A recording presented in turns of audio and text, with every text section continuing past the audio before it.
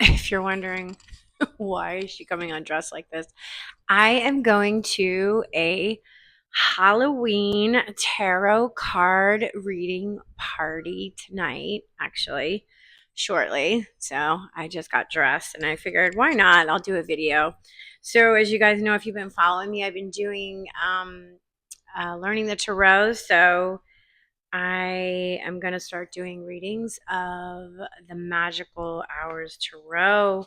I've been doing some Celtic crosses. I've been getting really good. This is the book. So I'm going to bring my cards tonight. And I have these too, which are really cool. They're called the Daydream Tarot deck. So I thought, oh my God, how fun, right? So we're all going to be reading for each other. You know, we come in costumes and it's going to be a lot of fun. Yeah, like these are what the cards look like on the inside. Like this is the Five of Cups. So you can get an idea. I even did my nails all funky. And you'll see those when I do the card readings when you can focus down on my hands. But I got my nails done. So I'm kind of like I don't know what I am. A witch, a tarot reader, gypsy, doesn't really matter.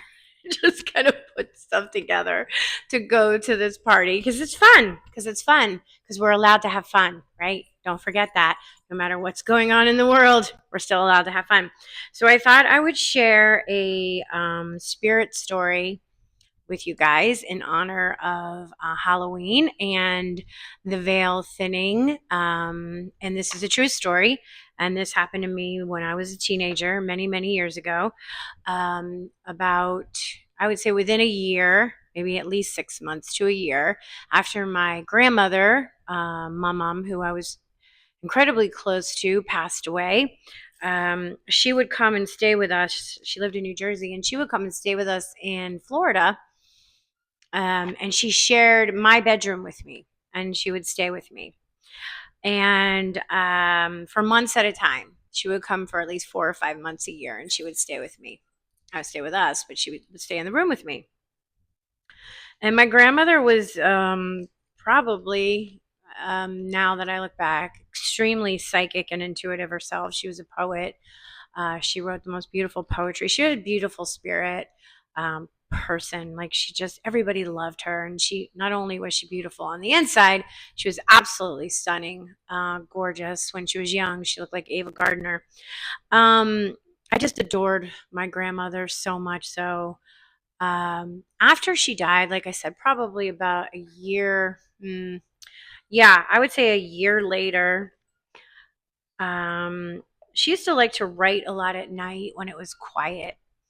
And she had at this point had some heart issues like the last couple of years, uh, when she was coming back to stay with us and then going back home because she loved her independence.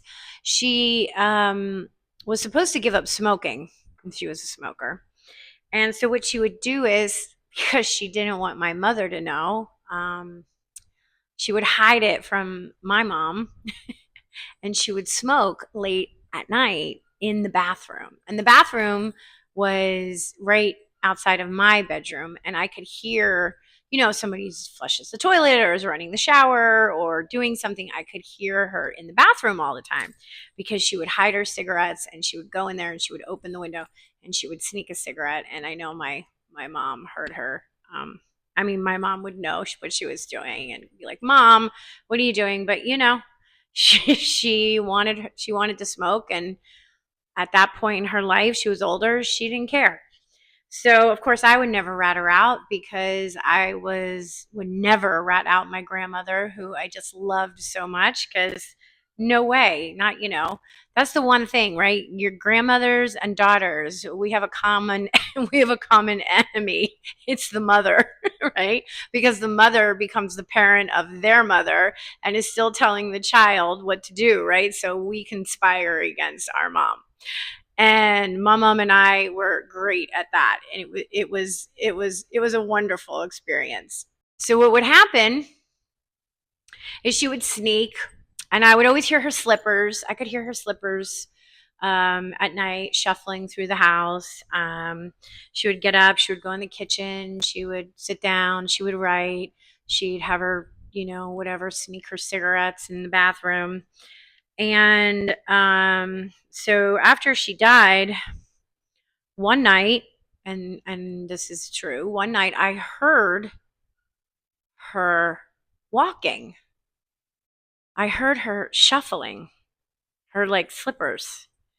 And when you're in the half sleep and you're half awake, and I'm thinking, Mom, like I remember hearing something. And then obviously, I realized that can't be my grandmother. She passed away. She's dead. There's no way. So, I'm going back into falling asleep. And then I hear like boom, boom, boom, boom in the bathroom. And it sounded like and I'm sure everybody's heard, if you ever dropped a shampoo bottle in the bathtub when you're taking a shower, it has that sound. It sounded like something dropped in the shower. And she would drop things when she would take a shower all the time. So I heard that and I sat up and definitely went into the bathroom, and of course nothing was on the ground. There was nothing on the ground. So then I'm getting a little freaked out because I'm starting to get a little nervous now. I think I was 17, 18 years old. I was like getting nervous and getting a little scared because I'm hearing things and they're not there. And calm myself down, lay in bed, and thinking, okay, is my mind playing tricks on me? What's going on? And shortly after, probably within minutes, I don't exactly know how long it was between when I heard the feet, heard the dropping in the bathroom. Oh, and then when I went in the bathroom, there was this faint smell of smoke. I forgot that, like a cigarette, like somebody had smoked a cigarette. It was very, very faint though. It wasn't like I just walked in and somebody had just smoked a cigarette. It was extremely faint. And I'm thinking, okay, well, maybe it just lingered in there, or my mind's playing tricks on me.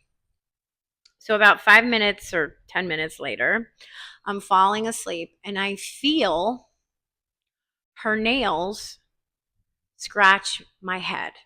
And my grandmother, when she would lay with me, she always had long red nails, real long.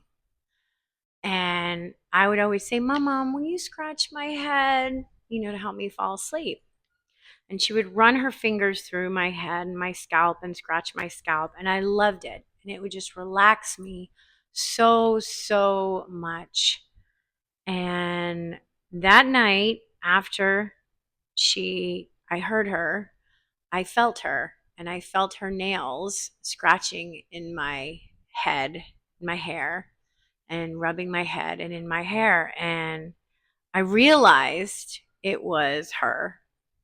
And of course, I woke right up and I was very startled. And I just remember saying, Mom, like, and being afraid a little because it's like really late at night. It's very dark. I'm alone. And I'm having this experience with this, my grandmother who came to visit me. And actually, I cherish that story now, even though at the time I was scared. I cherish it because I got a real visitation from my grandmother who I love so much.